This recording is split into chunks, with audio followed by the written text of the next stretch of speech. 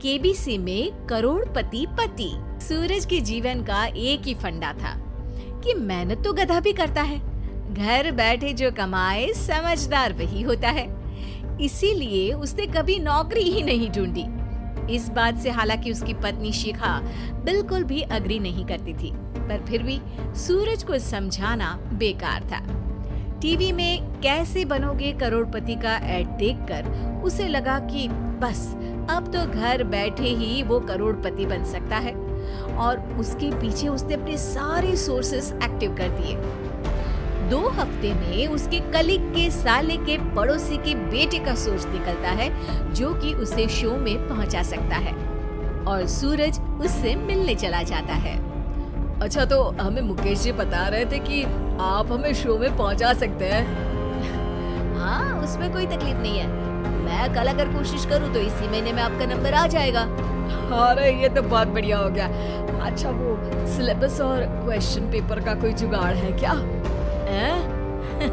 उसका तो कोई जुगाड़ नहीं है। तो वो वाकई में कुछ भी पूछ सकते हैं?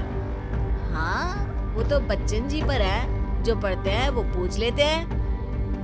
पहली कोशिश फेल होने पर अब सूरज के सामने एक बहुत बड़ा सवाल था कि आखिर जवाब कहाँ से लाए।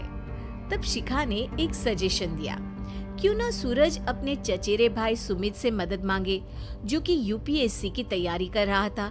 हालांकि इतनी मेहनत करना सूरज को समझ में नहीं आता था, पर कोई और रास्ता ना मिलने पर वो आखिर सुमित से बात करता है।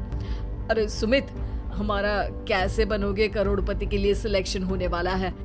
तुम हमें थोड़े चिट बनाने में मदद करोगे क्या?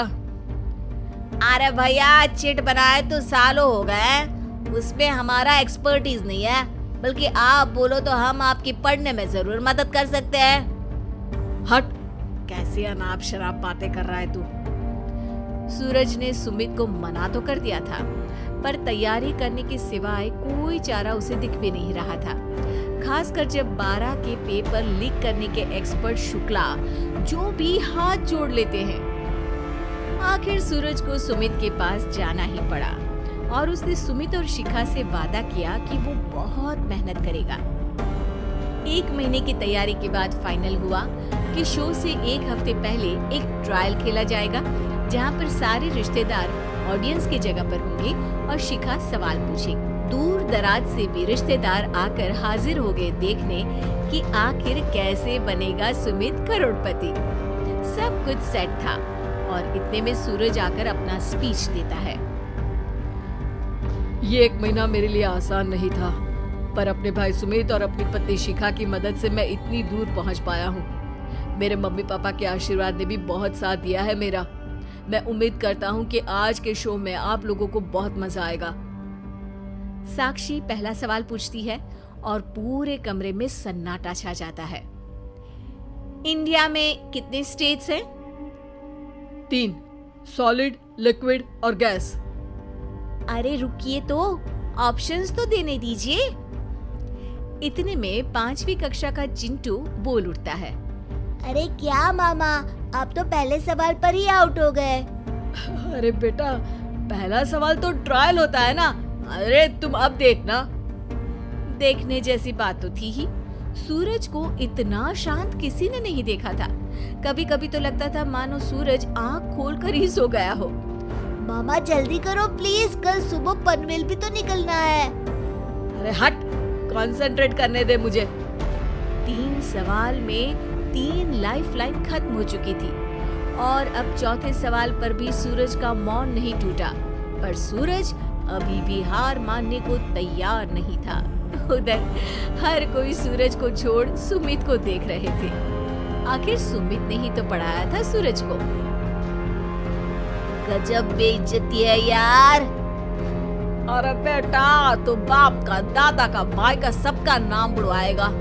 अरे 3 लाइफलाइन ले ली तो भी तेरा कुछ नहीं होना है।